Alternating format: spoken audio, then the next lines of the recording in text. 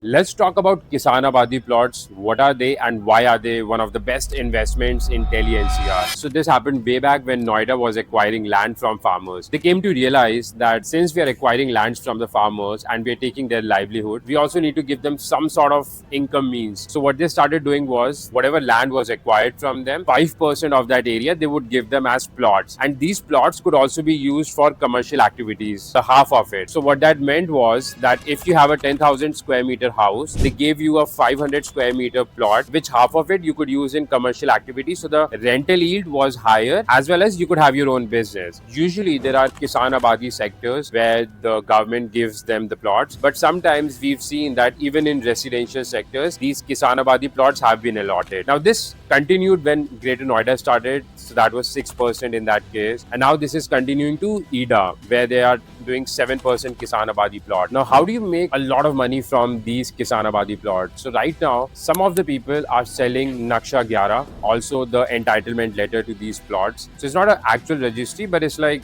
unofficially putting the plot on your name. So what you do is you buy these Naksha 11 plots at 25,000 rupees a square meter, and let's say in 3 to 5 years, whenever the possession letter and the allotment letter comes to you, the prices easily jump to lakh rupees a square meter.